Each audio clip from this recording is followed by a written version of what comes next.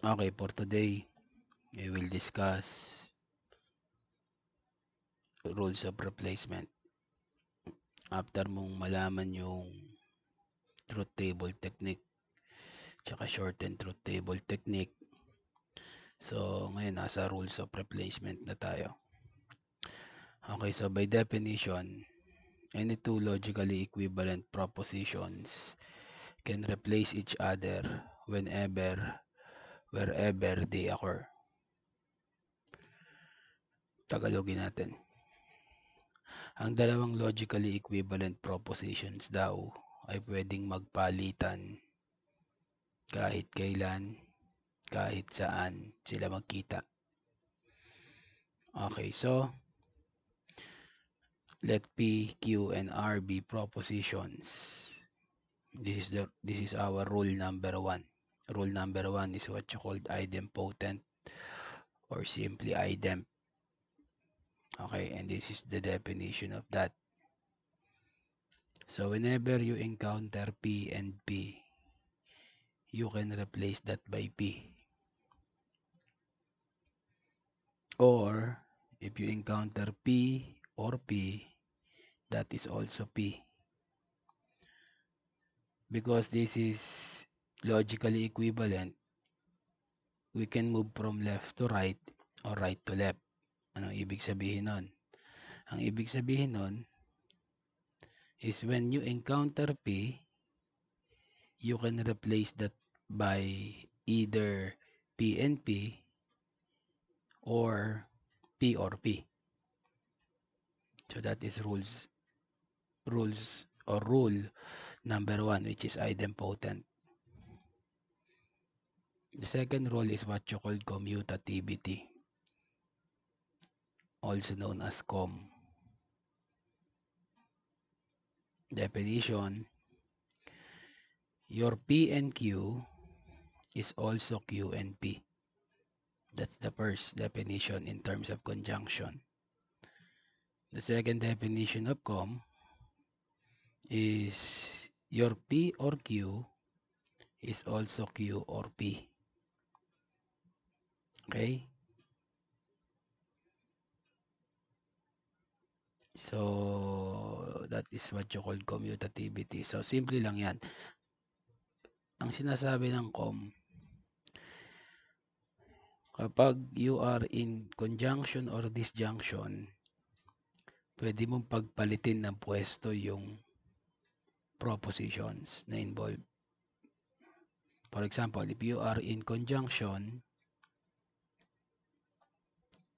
and given P and Q, the first conjunct is P, the second conjunct is Q. If you want your Q to be the first conjunct and your first conjunct to be your second conjunct, just apply COM. Okay? That's rule number 2. Next is rule number 3. Rule number 3 is what you called associativity or ASO. Okay. So let's have the first definition. This line. The first line. Let's observe first. The first definition, the first line of the associative rule. So quantity P and Q close and R is also P and quantity Q and R close. Anong ginawa nun? Sa first line muna tayo, dito sa una at saka sa pangalawa. If we observe this propositional form, this propositional form is pure conjunction with grouping symbol, of course. Napag-usapan natin yan. You need grouping symbol or symbols whenever you are dealing with 2, 3 or more than 3 propositions. So anong ginawa? Ang ginawa is nag-regroup. So dito magkasama si P tsaka si Q, nakahiwalay si R, Pagdating dito, sabi ng associative, pwede kang mag-regroup. Pwede mong pagsamahin yung Q and R. Okay? Or pwede mong i-drop yung grouping symbol. This is new. So, kailan mo gagawin yon? Gagawin mo yon kapag yung propositional form mo ay pure conjunction. That's the first line. The second line, same explanation, pero dito, pure disjunction naman. Okay, you can regroup grouping symbol provided that you are dealing with pure disjunction or pure conjunction. That's what you call the ASO. Aside from regrouping, you can drop also the grouping symbol. Pwede mo nang tanggalin. Tandaan, pwede mong tanggalin kapag ang logical operators mo ay pure conjunction or pure disjunction.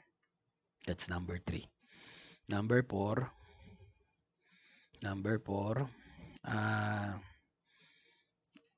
is what you call distributivity or dist. Okay, now, so unlike kanina, pure ang pinag-uusapan, ngayon hindi na siya pure. As you observe, ito ay conjunction, ito ay disjunction. So hindi siya pwedeng i-regroup or i-drop yung grouping symbol. Dahil nga, hindi siya pure. So kung hindi siya pure, pwede mong gamitin tong distributive property or distributivity rule or dist. Okay, paano gagawin mo? Kung meron kang P,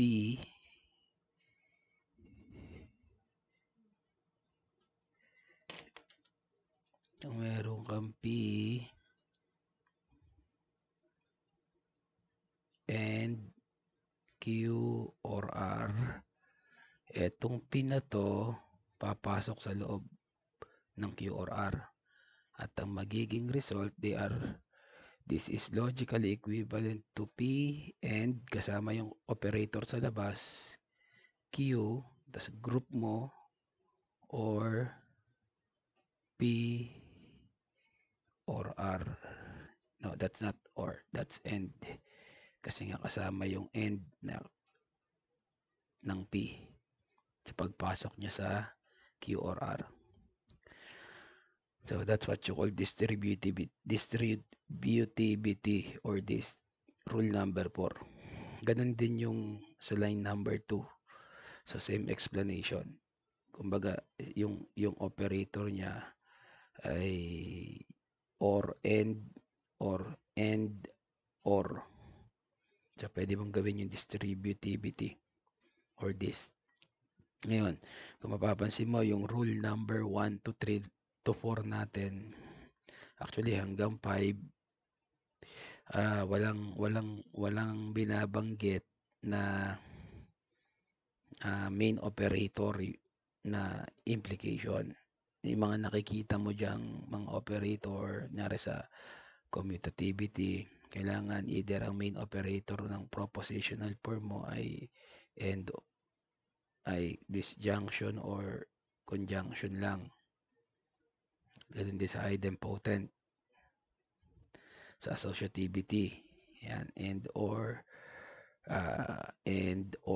Yun. Pure nga lang dapat. Ito rin. Sa this. And or din ang pinag-uusapan. Okay? Bigay tayo sample. Sa number 1. Sa number 1, kung meron kang P implies Q and P implies Q. Okay. Etong end na to, ito yan. So, mapapansin mo, yung first conjunct ay also your second conjunct. So, yung P na yan, ang nire-represent niyan, yung buong P implies Q. So, pwede mo yung i-applyan ng idempotent, magiging P implies Q na lang yung mahabang yan. Dahil nga parehas yung first tsaka second conjunct mo. Ganon yun. Okay? Sa number 2 naman, kung meron kang R or P implies Q. Okay, ang main operator mo or, ito yung or. So, yung P mo, nire-represent niya first disjunct. Yung Q mo, nire-represent niya yung second disjunct. Kung ito, by the way, this is idemp. Ang ginawa ko dito, idemp. Ngayon, kung ga-applyan ko siya ng com, etong propositional form na to ay pwede mong sabihin P implies Q close or R. So, mapapansin mo nagpalit yung position nila. And that's what you call commutativity. Okay? Sa associative naman, nandyan yun. Pwede ka mag-regroup. Basta pare-pareha silang or pare-pareha silang disjunction or conjunction.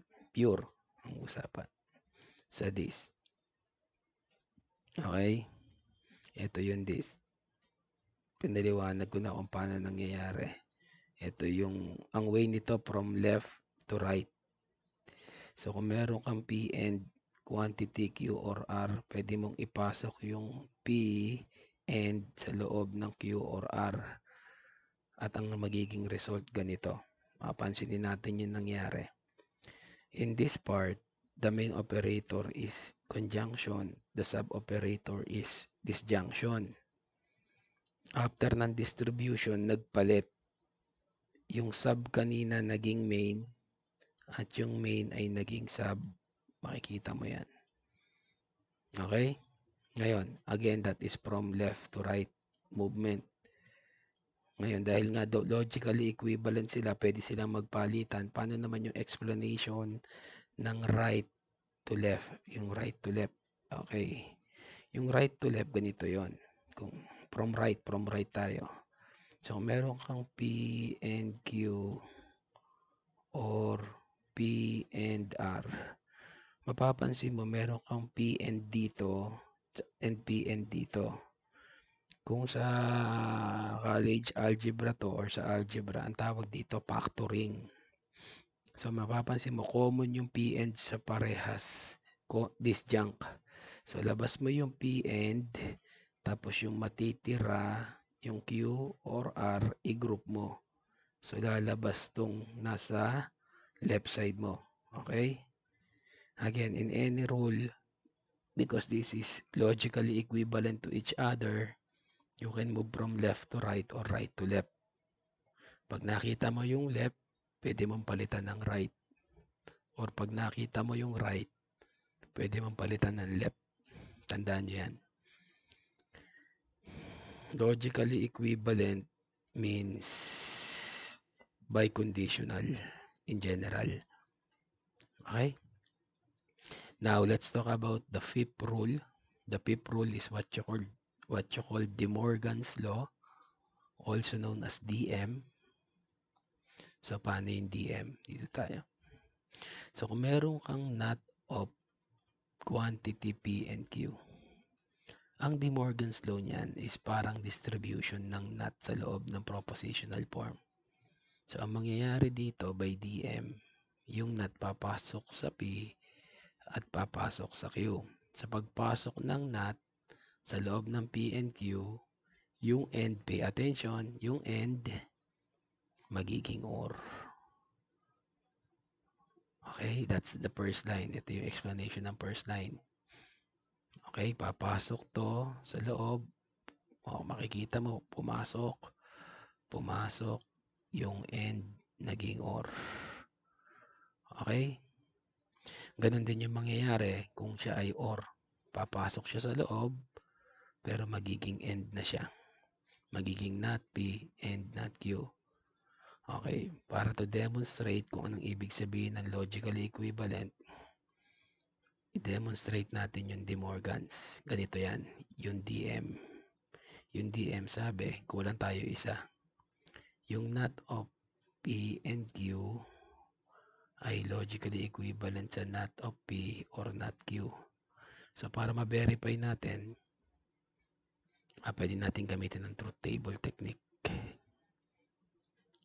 Verify lang ha.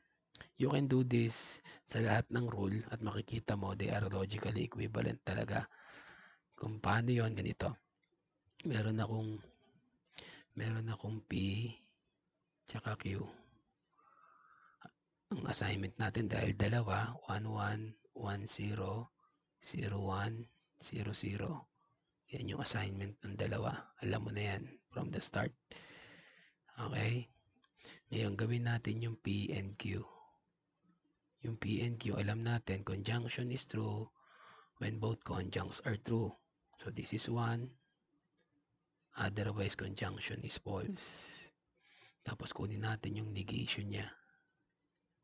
So, ininegate lang natin yan. Itong column na to, ininegate lang. So, yung 1 magiging 0 at yung 0 magiging 1. Next, kunin natin yung kabila. Nakita mo na yung truth value nito. Ito na yan. So, i-work out natin yung right side. So, not P. So, tingin ka sa P. Ang P mo, 1, 1, 0, 0. So, ibig sabihin, this is 0, 0, 1, 1. Tapos, kailangan mo ng not Q. 1, 0, 1, 0. Pag not Q, 0, 1, 0, 1. Dahil out of space na ako, mag-let ako sa baba. Let star is logically equivalent to not P or not Q. Ito yung star. Tandaan nyo, yung star ay eksaktong right side natin. Okay, now, yung star natin or ng disjunction ng not P tsaka not Q. So, sa disjunction, alam natin that disjunction is true when at least one disjunct is true. That's from the memory aid. So, this is 0 because there's no true disjunct. This is 1. This is 1. This is 1. Okay? Anong ibig sabihin ng logically equivalent? If we investigate the cases of this is 0, 1, 1, 1. And star, this is 0, 1, 1, 1. O papansin mo, 0 to, 0 to, 1 to, 1 to, 1 to, 1 din siya, 1 yung dulo, 1 din yung dulo. So, ang ibig sabihin, tama. They are logically equivalent to each other in any case ng assignment natin. Lagi silang parehas. So, kaya siya tinawag na rule. One of the rule of replacement. Okay? Ito ay hindi katulad na nangyayari sa basketball. Ano ba yung replacement sa basketball? Substitution. Na kung saan yung pinapalitan na player, na pagod na player, o ipapahingang player ay hindi na sila magkasing galing ng ipapalit sa kanya. Dito, pag pinalitan mo yung isang propositional form, magkasing galing sila sa lahat ng bagay. Kung ano yung kayang gawin ng isa, kaya niyang gawin ng papalit. Kasi nakita mo naman, ayan o. Kung ano yung nagawa ng pinalitan, nagagawa rin ng papalit. Ayan. Kitang-kita mo. Okay? Okay, good. Next is double negation or DN. Okay. Ang double negation or DN, yung not ng not P ay logically equivalent sa P. Ano ibig sabihin nun? Na-encounter mo na to sa practice set mo or problem set mo. Yung not P, pag ninat mo pa ulit, ang ibig sabihin nun P. Ganon din si P. Si P, ang ibig sabihin, not P. Pag na-encounter mo yung not P, pwede mo siyang palitan ng P. Pag na-encounter mo yung P, pwede mong palitan ng not P. Very simple. Double means dalawa, ha? Dalawa. Tandaan nyo yan, dalawa. Hindi ka po pwedeng maglagay lang ng isa. Kung maglalagay ka lang ng isa, hindi yun double. Kasi nga, pag double, dalawa. Simple lang yung rule na to, pero marami nagkakamali dito.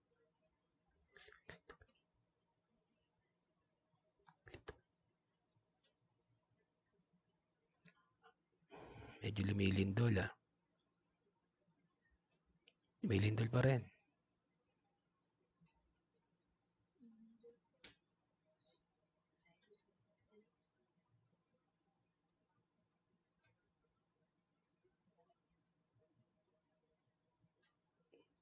May lindol.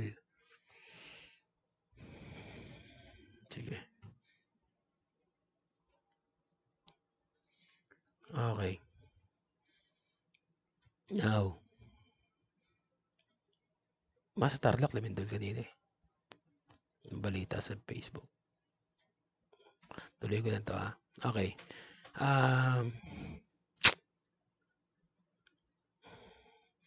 Okay.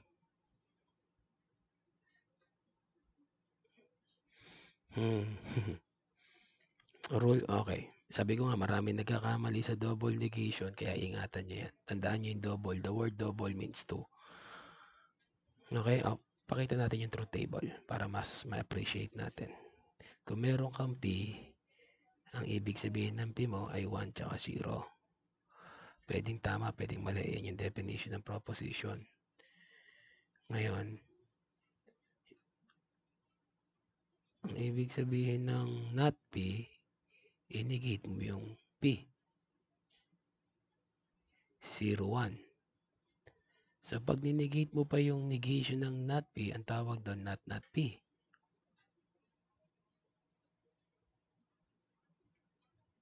May lindol pa ba?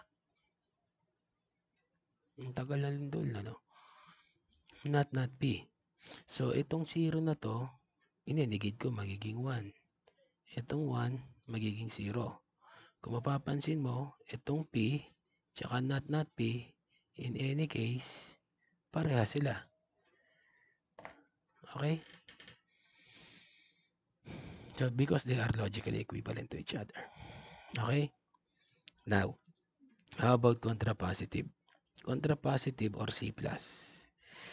Ang contrapositive or C+, of course, that is premise tsaka conclusion. Yan yung tawag natin sa implication. Premise tsaka conclusion. Ngayon, kung meron kang P implies Q at gusto mong i-apply yung contrapositive according sa rule, so pwede mong pagpalitin yung P tsaka yung Q.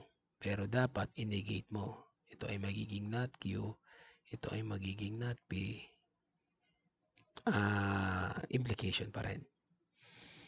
So, ano ba yung rule na nagpapalit kanina? Com. Ang com, pag nagpalit, walang nangyayari doon sa proposition. Pero ang implication, pag nagpalit ng pwesto, again, yung pwesto na sinasabi ko, yung premise magiging conclusion, yung conclusion magiging premise. Kailangan mong i-negate yung premise tsaka yung conclusion na pagpapalitin mo. That's what you call C+. Ulitin natin yung pagbe-verify. Sige, pakita na natin. I think this will be the last time na magbe-verify ako kasi kaya mo nang gawin yung truth table. PQ 11100100. Okay, so P implies Q is 1011. Alam mo yan. So, that is your left side of contrapositive. Subukan natin i-work out yung right side. Kailangan mo ng not Q. So, from that, we have 0, 1, 0, 1. Kailangan mo rin ng not P. Not P means 0, 0, 1, 1. Ayan, buuin natin yung ating right side. Okay. 0 implies 0 is 1. 1 implies 0 is 0. 0 implies 1 is 1. 1 implies 1 is 1. So, kung titignan natin yung ating propositions, ito ba ay kaparehas nito? In any case, yes. So that's rule number 7, contrapositive. Next is material implication, rule number 8, also known as MI. MI.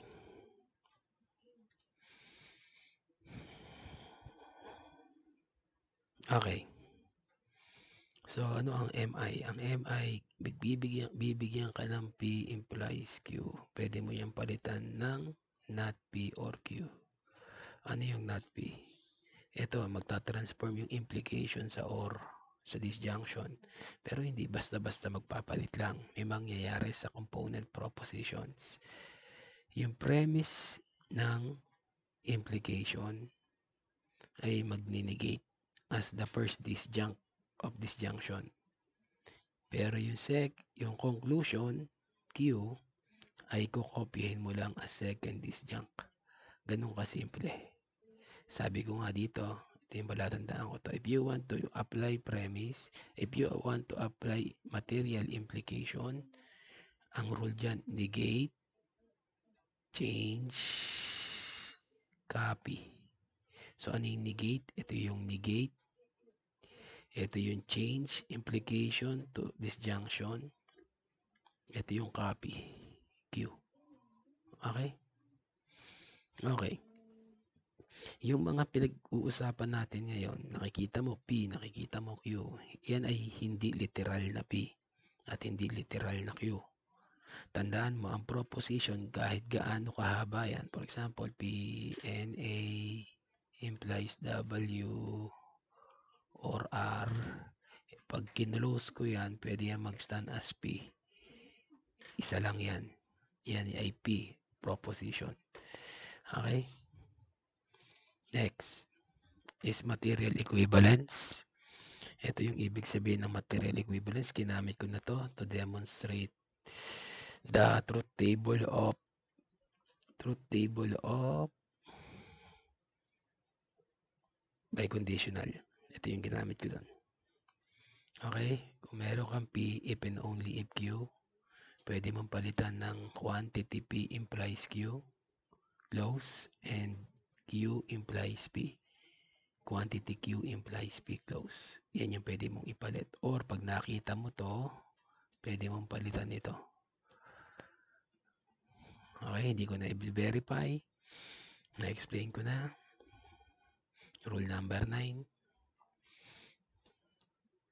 Let's go to rule number 10. Yung rule number 10 is what you call exportation or expo. Okay? Ang exportation ay ito. Maraming mangyayari dito. Dalawa. Wait lang.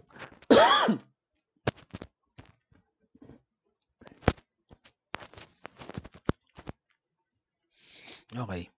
So, ang exportation, ang mangyayari is regroup tsaka change of operator. Pansinin mo. May grouping symbol to.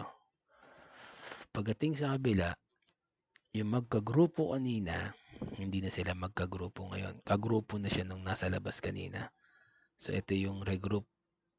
Tapos, yung end na to, naging implication. Yun yung change of operator. Okay? Now, for example lang, galing tayo sa right side. Okay?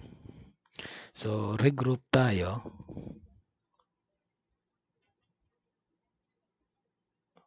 Tapos, change. Yung change natin is from conjunction to implication or implication to conjunction. Walang ibang involved na operator, ha? Sila lang ang magpapalitan. Parang ito naman. Sa material implication, itong implies, implication, pwede mong palitan ng or disjunction. Or yung disjunction, pwede mong palitan ng, pero may gagawin ka, i-negate mo yung P. Yung premise as the second, as the first disjunction. Okay. Next is the 11th rule. is what you call the absorption. Ito ang tawag ko dito, magic. Hindi naman siya magic rule. Kumbaga parang nakakabilib. Kasi, tingnan mo meron siyang P and quantity P or Q. Pag nakita mo yan, pwede mo nang palitan ng P. So, ganun din yung kabila. Salubong sila, salubong. Okay? I-verify natin yan. So, meron kang P tsaka Q. 1, 1, 1, 0, 0, 1, 0, 0.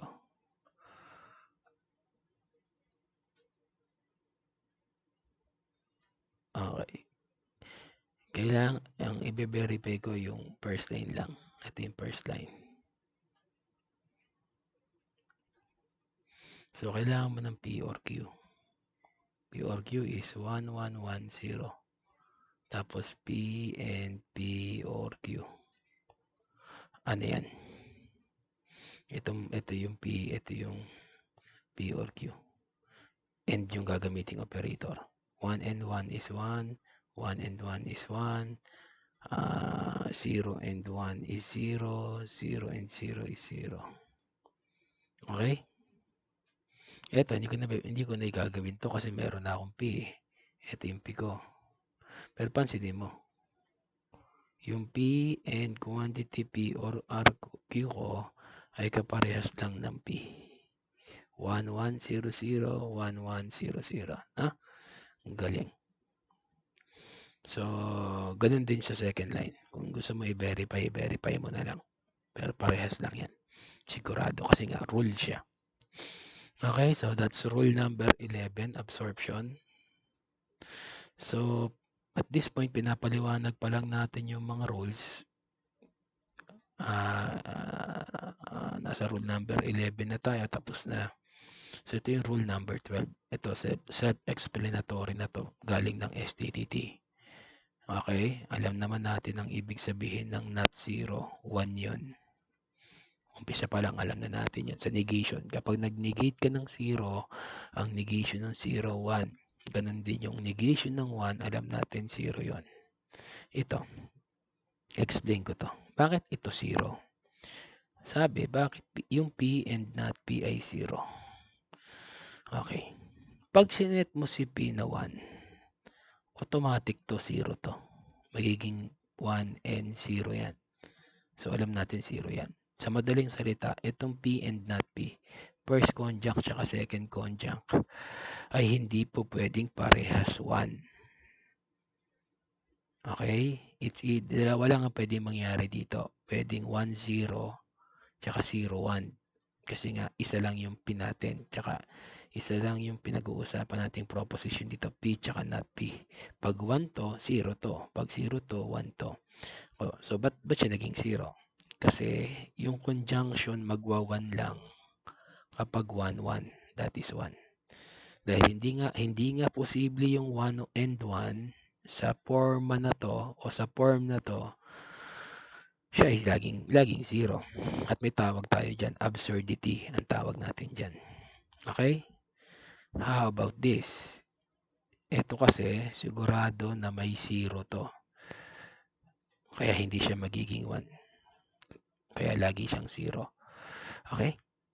Ngayon, pag-usapan natin yung P or not P.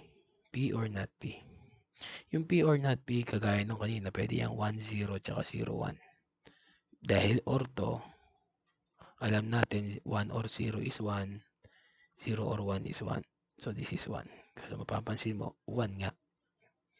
Okay? Okay, now, pag-usapan natin yung P and 1. Yung P and 1 ay P. Bakit? Kasi nakadepende kay P. Let P is 0. If P is 0, what is 0 and 1? That is 0. When P is 1, that is 1 and 1. That is 1. Okay? So, kaya siya P. Kung sino si P, siya yung magiging sagot ng form na yan. Kaya siya ay P. Ganon din dito. Same. Kung sino si P, siya yung logically equivalent niya. Pero dito hindi.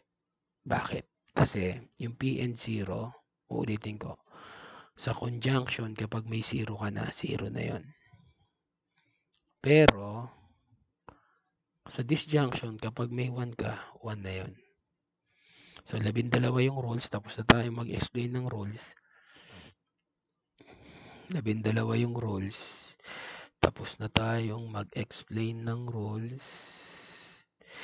So, rule number 1, idemp.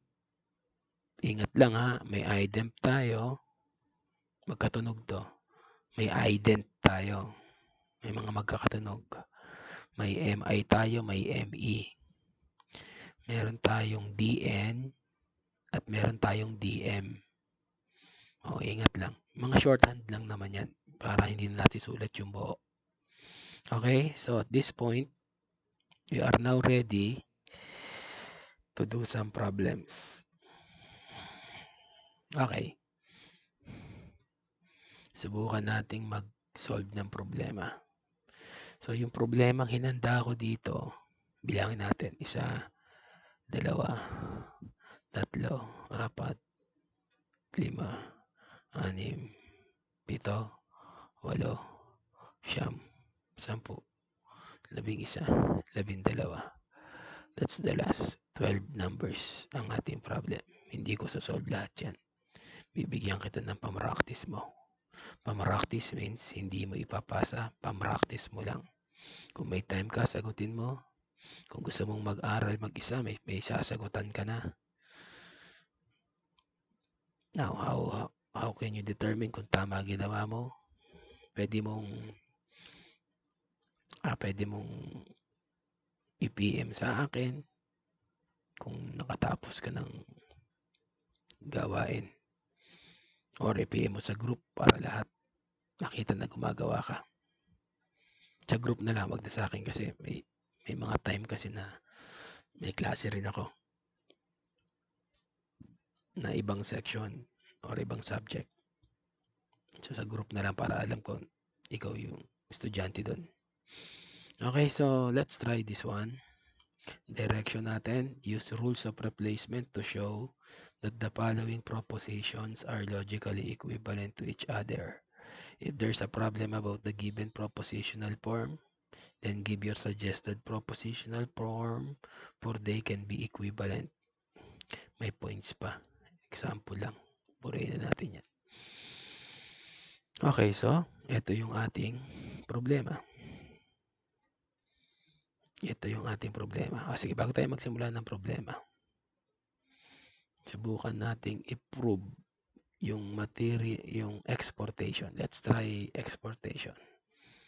Kanina to verify, ginagamitan ko siya ng rules of replacement ay ng truth table. Ngayon, prove expo without using expo. Anong ibig sabihin nito? Puprove natin yung expo na hindi tayo gumagamit ng expo na rule. Gagamit tayo ng ibang rules pero hindi expo. Ano ba yung expo? P and Q close implies R is logically equivalent to P implies quantity Q implies R.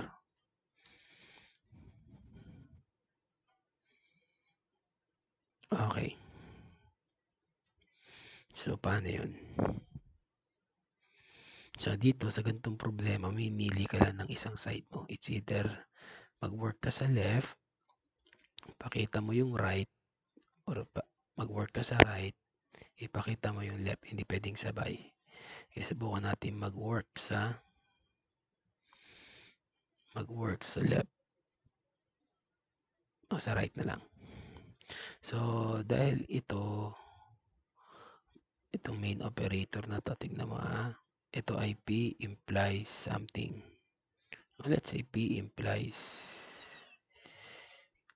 W. Punta tayo material implication. Ang sabi ng material implication, kung meron kang P implies Q, pwede mong gawing not P or Q. Negate change, copy, yung kanina. Sige, subukan natin i-apply dito. So, ito yung P, ito yung negate, then change, then copy. Okay? Ang tawag doon, MI. Alagay mo dyan, MI. Next is another MI. This time, yung MI naman sa loob na second disjunct. So, dito lang tayo gagalaw. So, ibig sabihin ko, copy ko lang yan. Ayan, mag-MI tayo dito. Negate, change, copy. That's MI. Okay, ngayon, that's another MI. Pag magaling ka na, pwede nang sabay. Pero at this point, isa-isang part by part lang ang paggamit ng rule. Now, what do we observe? We observe that this propositional form is pure disjunction. Okay? Pure disjunction. Yung pure disjunction, sabi ng associative, pag pure, pwede kang mag-regroup. Eto, napaliwanag ko na yan kanina. Pwede kang mag-regroup. Pag pure disjunction, pwede kang mag-regroup, pwede kang mag-drop ng grouping symbol. So, let's regroup. Regroup na lang tayo. Ano ba yung regroup? Dito, magkasama si not Q tsaka si R. Ngayon, gusto ko pagsamahin itong dalawa. So, magiging not P or not Q, close, or R. Ang tawag doon, associativity or ASO. Now, next rule. Mapapansin mo gumagamit ako ng rule pero hindi ako gumagamit ng expo. Okay? Next rule is DM. Lagi ko na DM. Tingnan mo yung forma nitong first disjunct. Ito yung first disjunct mo. Disjunction. Sa first disjunct, second disjunct. Sa first disjunct tayo. Nakita mo na yung forma. Tandaan mo yan punta tayo ng DM. Kung makikita mo yung DM, ito yung DM. Sabi niya, pwede mong ipasok yung negation or pwede mong ilabas yung negation. Pero babaliktad yung operator. Napaliwanag ko na yan kanina. So, gawin natin dito. So, gusto kong ilabas yung not nito. So, pag nilabas ni sir yung not, ito magiging P na to, ito magiging Q, at itong OR, take note, magiging end. Kinopya ko lang to. Yung OR kinopya ko lang. Dito ako nag-DM. Next is MI. MI. Yung MI na from right to left. Ito. Sulat ko na lang, medyo magulo. Ito yung MI. Is logically equivalent to not Q or R. Dito tayo galing. Makikita mo yan. Not P or Q. Ito yung forma niyan. Not P or Q. Ito yung not P or Q. So, ano gagawin natin? So, from that, sobra. Ito. So, from this, magiging ganito. So, ano mangyayari sa not P? Magiging P. Tapos, magiging implication. Tapos, kukopyahin natin. So, ito, magiging P and Q. Ito yung not P mo, magiging P. Tapos, yung OR, change. Then, yung R, copy. Okay? Yan, tignan mo to. Tignan mo to. Tsaka ito. Tsaka ito. Sa proving mo, wag mong bibilugan Nagle-lecture ako kaya ako binibilugan. So, parehas ba? Parehas, di ba? So, ang ibig sabihin yan, tapos na. Done.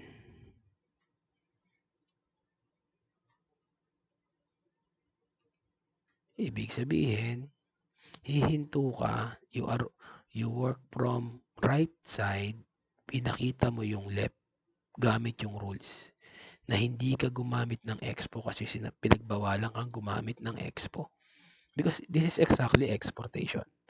Okay? Pero sa problem, yung 12 na yan, pwede mong gamitin lahat. Okay? Okay. Now, let's try number 1. Kanina nag-work ako sa right. Ngayon mag-work ako sa left. Okay? Ang pinakamagandang technique dito sa lecture na to, bago magsimula yung problem na to, mas maganda siguro kung isulat mo sa isang index card yung lahat ng rules. Para habang nakikinig ka, hindi na ako taas-baba na babalikan ko pa.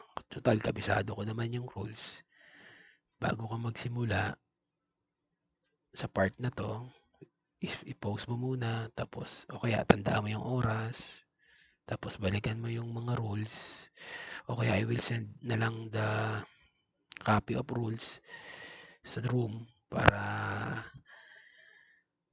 maisulat mo sa index. O kung may printer ka, pwede mong i-print. Okay? So, ang sabi ko, itong problem na to, hindi to pantay. So, may simple side ka, tsaka complex side. Sa pagpo-prove, ay you always choose the complex side para maging going to simple. Kasi sa mathematics, ang most lead direction dyan is to simplify. So, dun tayo nasanay sa pagsisimplify. Okay, subukan natin tong gawin. Ulitin ko, hindi na ako babalik-balik sa taas. I assume na at this point, meron ka ng index card na nakasulat yung mga rules 1 to 12. Okay, subukan natin to. Number 1.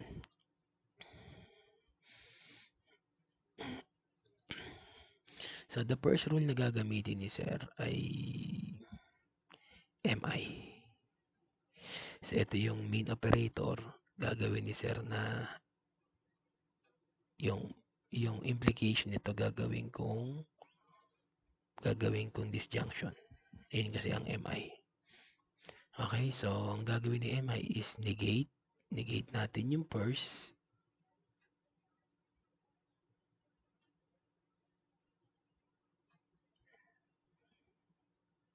Tapos change. Tapos copy. Yan, negate ko na yung first. Tapos change, tapos copy. Next is DM. Yung DDM ko to. Papasok ko yung NOT na to sa loob ng BNT.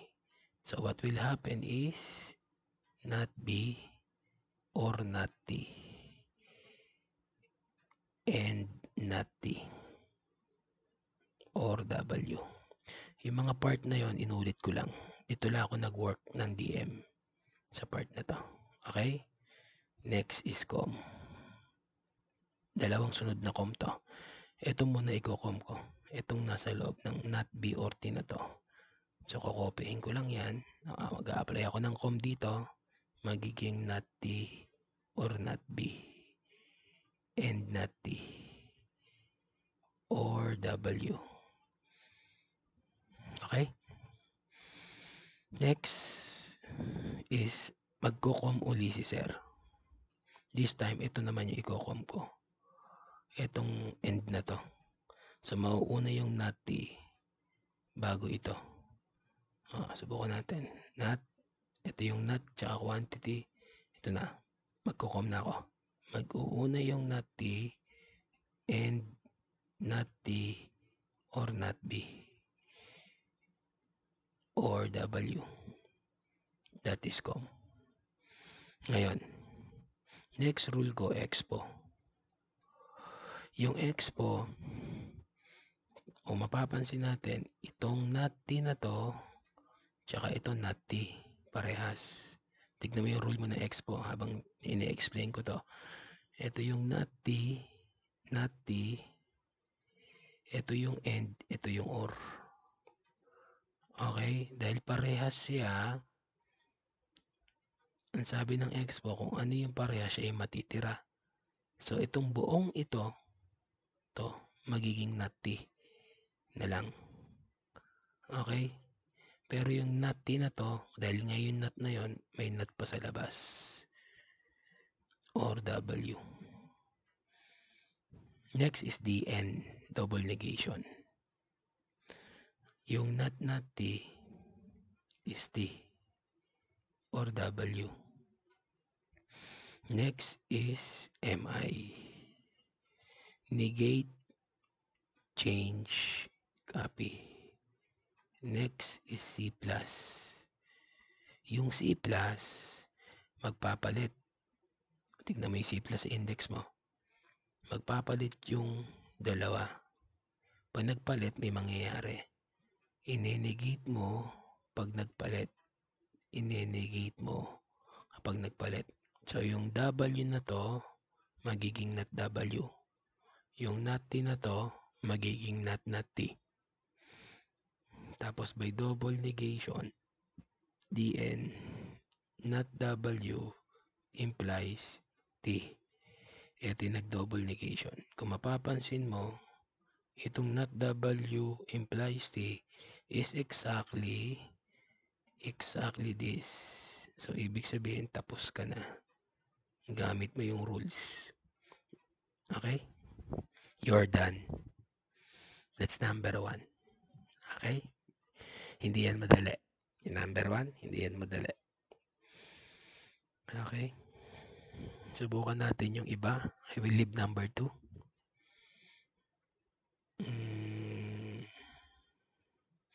Sige, subukan natin number 3. Again, I suggest gumawa ka ng index habang nanonood ka ng video na to. Malaking tulong yan. Okay. Ito yung complex side. Ito yung simple side. Mag-work ako sa complex. So, ito yung T, quantity T, N, Z, and papasok sa loob by DM. Magiging, napasok tong not na to sa loob.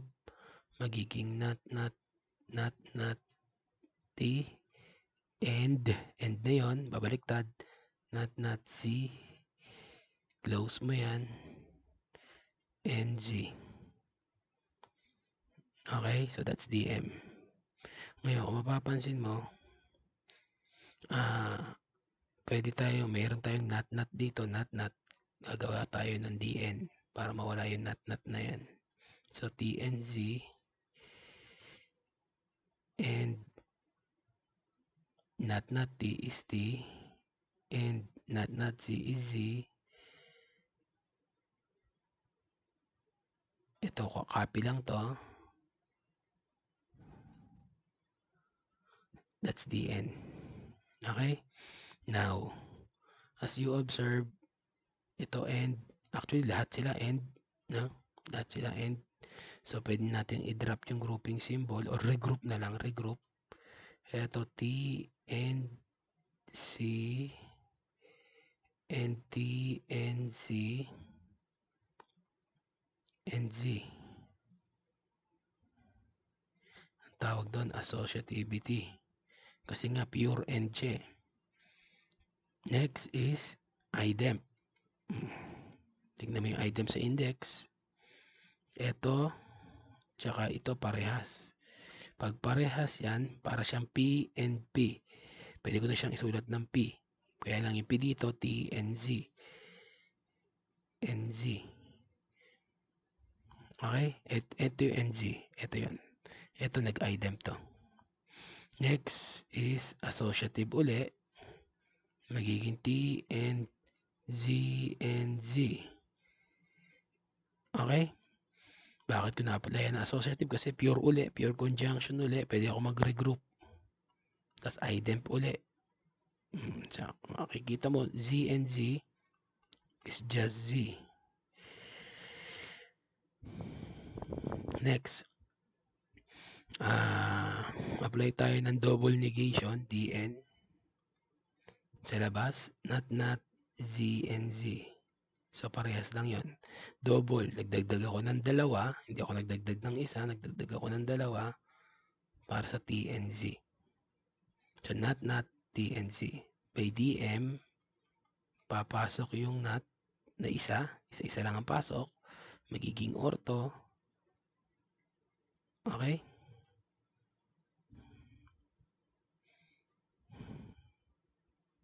Okay. Next is, dali, tingnan ko saan napupunta. Okay. Magko-com si sir. Com. Not, etong not Z or not D. Not D. Ito yung not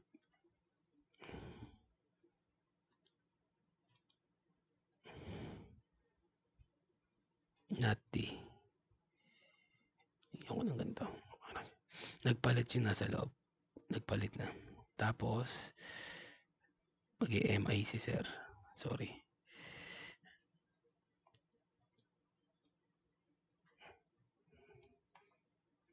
Mag-MI si sir. Mag-MI si sir. Pag nag-MI si sir, itong mag-MI ako sa loob ha. Sa loob. So, yung NOT na to, nandyan pa rin. Yung NOT C, since magninegate change copy tayo, MI, tignan mo yung index mo. Etong NOT Z na to, magiging Z na lang yan. Implies NOT T. Now, compare mo na ngayon sa right side mo, yung nangyari. Kung mapapansin mo, ito yung right side ha, binibilugan ko. Pero ikaw huwag ng bilugan ha. Pinapakita ko lang sa'yo kasi nag-lecture ako. Okay, parehas na sila. So, ang ibig sabihin yan, tapos na. Done. Okay? Sa pang ilang ko na yon? Pangalawa. Okay. I will not answer number 4. Kayang-kaya mo yan. Subukan natin yung iba.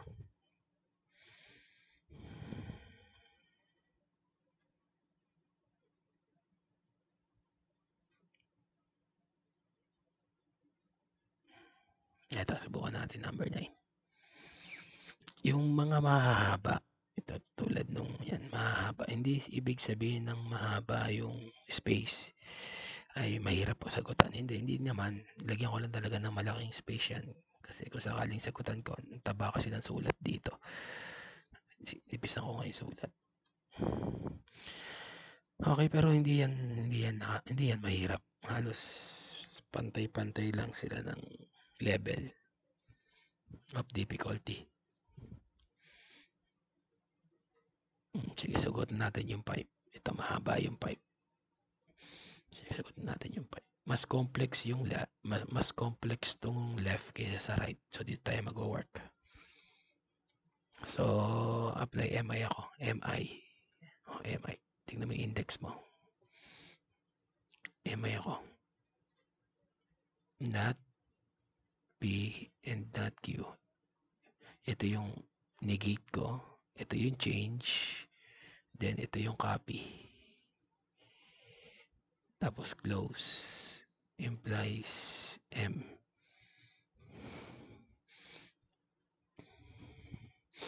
Now,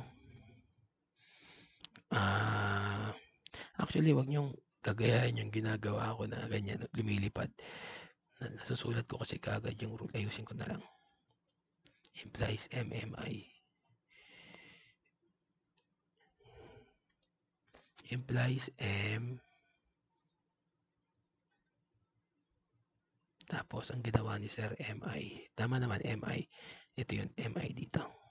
Negate, change, copy. Yan. Tapos, MI uli ako. This time, MI ko naman tong M na to. AM, yung implication na to. So, negate yung buo, kopya,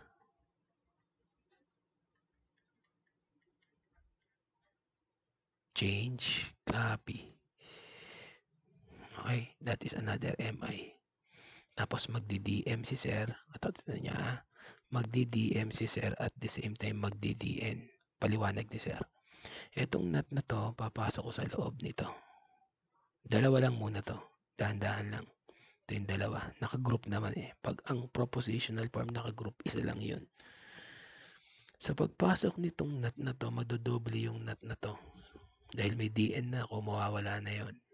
So, instead of writing not quantity P and not R, susulat ko na lang P and not R. Kasi nga may DN na. Itong or magiging end. Tapos ito magiging not T and not R or M. Okay, next.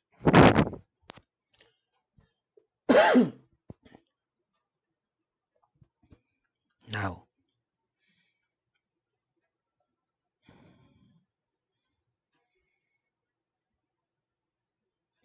magdi-DM uli si sir. Itong not na to, papasok sa loob nito. Mapag ito lang tinuro ko, ibig sabihin ito lang gagalawin ko. So, yung mga hindi ko tinuro, kukopihin ko lang ulit. Yan, tulad yan, kinokopya ko lang. So, ngayon papasok na. Not T or not R or Bura.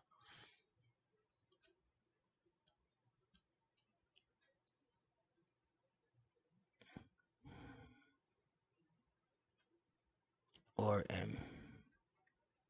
Okay. Ngayon, tignan mo itong gagawin ko. Ito medyo advanced na to.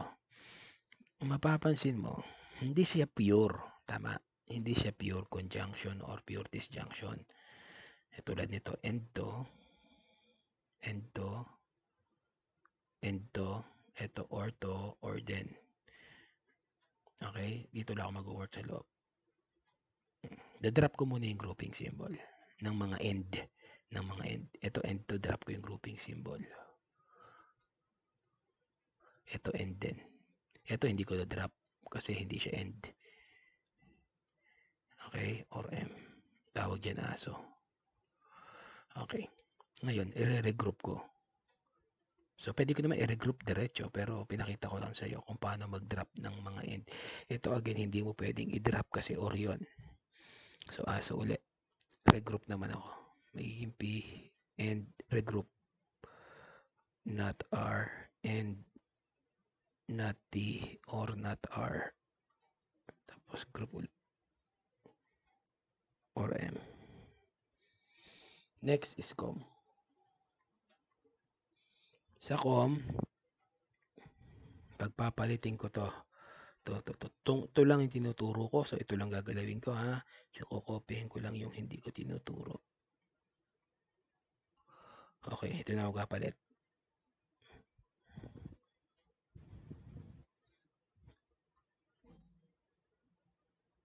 Ayan. Ngayon, mapapansin mo, mag-a-abs si sir. Nag-abs na ba si sir kanina?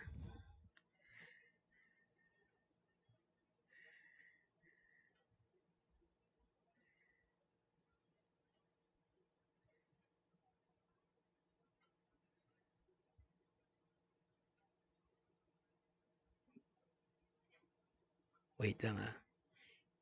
Hindi to expo ha. Nagkamali ako ng tawag. Abs to. Ulitin natin. Ito ay abs. Kaya kung napansin parang nag-abs ako kanina pero parang wala akong abs na nilagay. Ito yung abs. Parehas na T. Sa lubong. Ito erase to. Hindi yan expo. Abs yan. Sorry for that. Okay? Ganyan yung abs. Nasa index card mo yan. Makikita mo. Okay. So, kung mapapansin mo, ito yung i-abs ko. Itong part na to. Ito lang. Dito ko lang mag-focus. Abs. So, not R. Tapos not R. Parehas. Tapos, and, tsaka or. Sa lubong. So, pwedeng mag-abs. So, kung ano yung parehas siya may iwan. Sige. Ito ay magiging P and not R. Not R na lang yung buong yan. Tapos close mo. Or M. Okay, tapos COM. Haba pala nito, no? Pero okay lang. Mas maganda yan. Nakikita mo mahirap.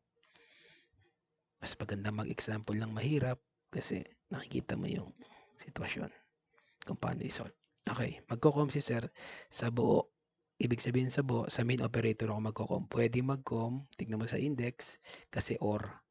So, imbes na mahuli yung M, mauuna siya ngayon. M or P and not R. Tapos, ito yung first time na gagamit tayo ng this. So, papasok si not M, not M, M or sa loob nito, P and not R. Okay, sige, pasok natin. So, yung M or P, close, and M or not R. Okay, so that is this. Okay, tutuloy ko lang, hindi ko na masasagutan yung 6. Tutuloy ko na lang dito sa ilalim. Pagkatapos, tingnan ko na nga. Okay. So, magko-com si Sir Com.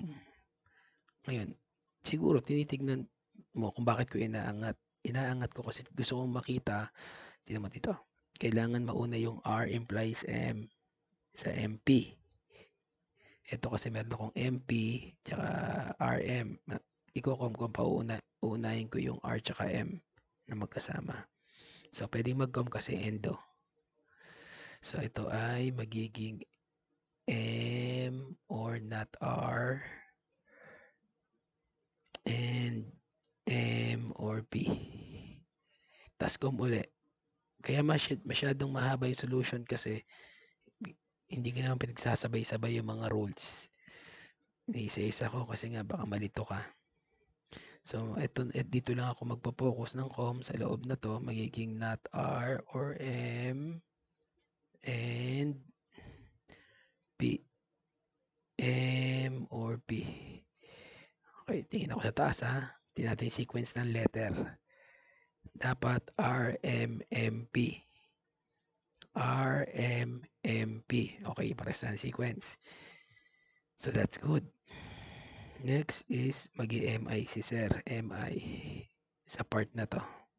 Sa part na to.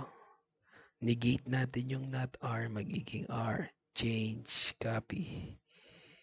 And M or P. At tignan mo yan ha. Tignan mo yung nasa taas. Malapit na ba? Okay, malapit na. Isang MP pa. Okay, MP. MI, sorry. Isang MI pa.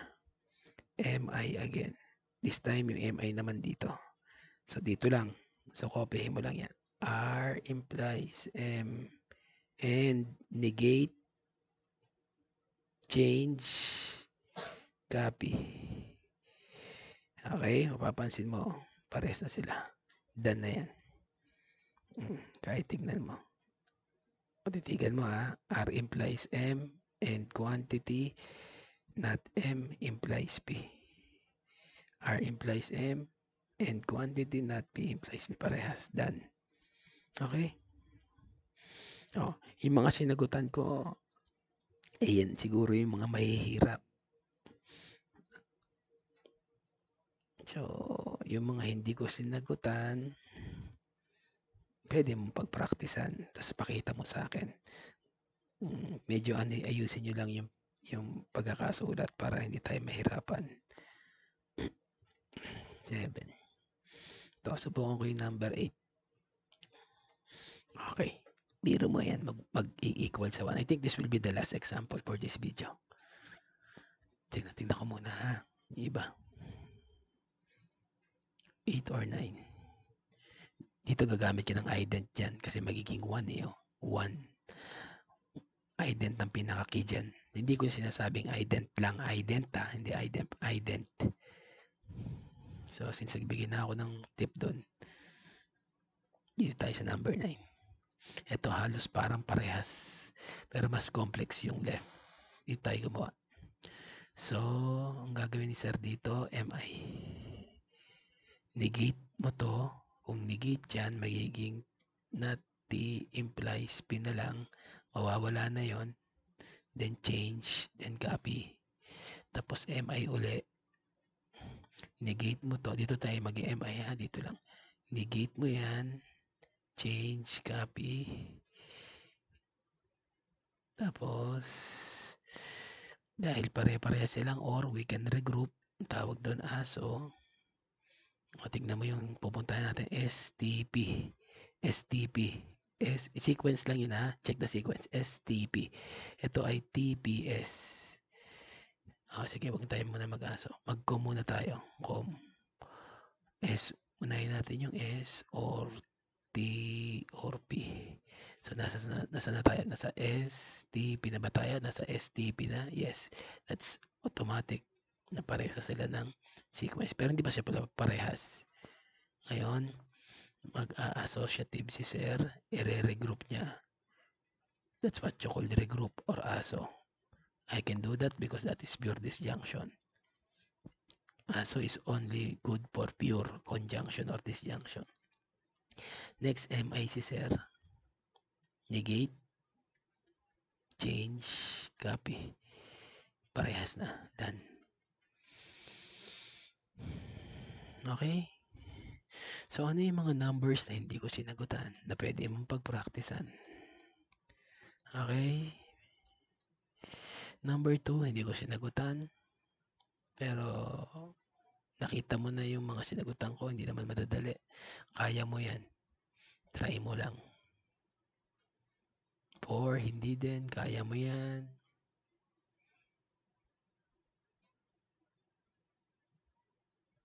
7, kayang-kaya mo yan. Dito ka mag-work ha. Sa complex side. Papunta dun sa kabila. So, dahil may if and only if gagamit ka dyan ng ME. Material equivalence. Dito sinabi ko na gagamit ka ng ident. Hindi lang ident ha, meron pa bago. Basahin yung key niyan para bumaba sa 1. Ident. Ito ME kasi may implicate if and only if. Sagutan ko. Dito, hindi ako magbibigay ng clue dito. Kaya mo yan. Ito madali lang to. Ang gagamit ka dyan ng abs ang key dyan, key. Abs. Ito, ang haba, no? Pero madali lang yan. Gagamit ka dyan ng, dahil nakita mo yan, at dito ka magwo-work, gagamit ka dyan ng ME. Dahil dalawa yon, baka dalawang ME gamitin mo. Okay? So, this is the end of my video. Pero bago ko tapusin to, gusto ko lang i-remind na yung reflection ay binabasa ko every night.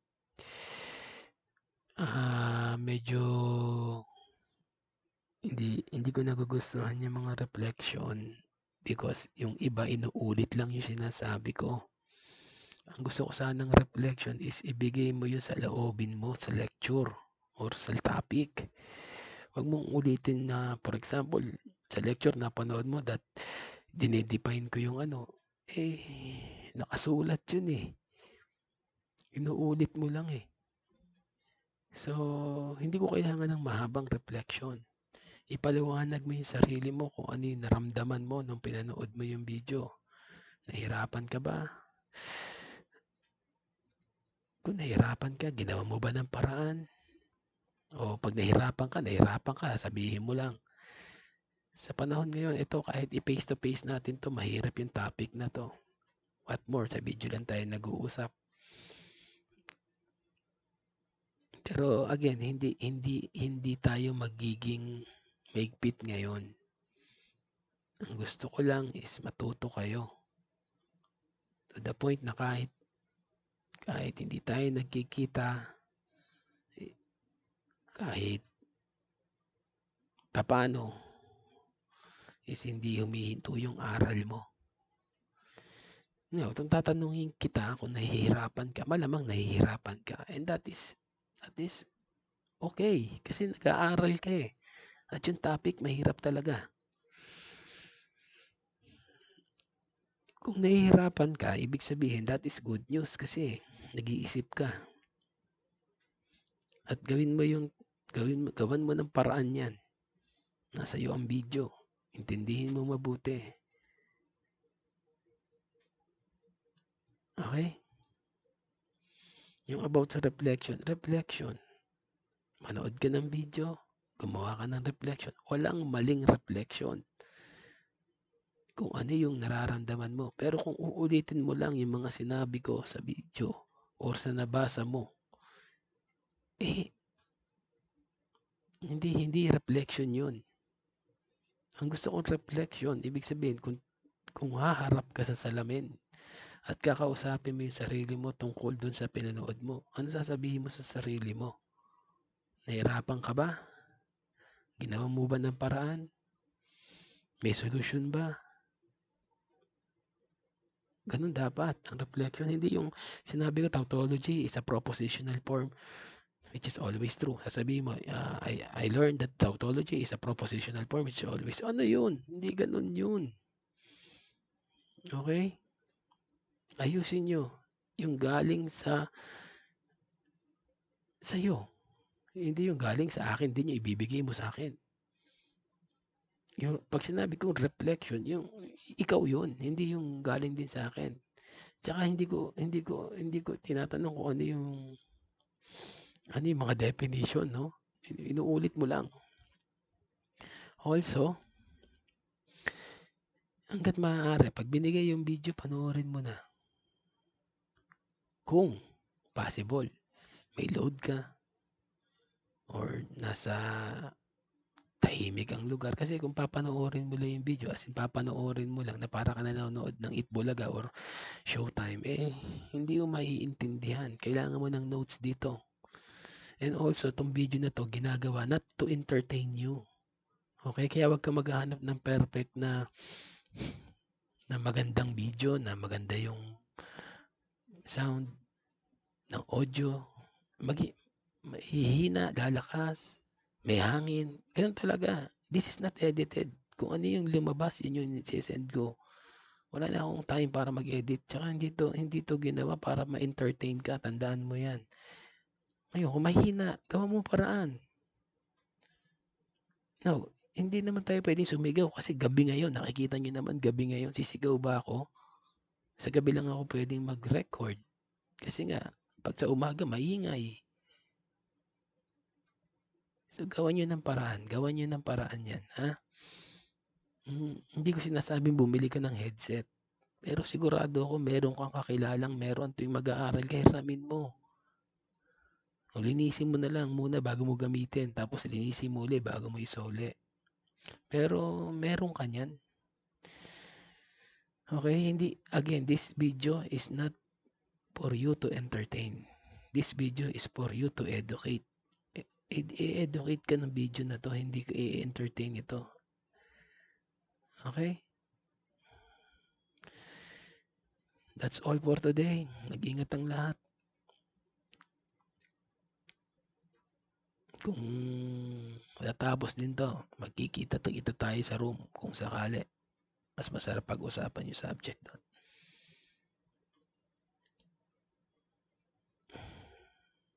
Okay, sige. See you sa next video.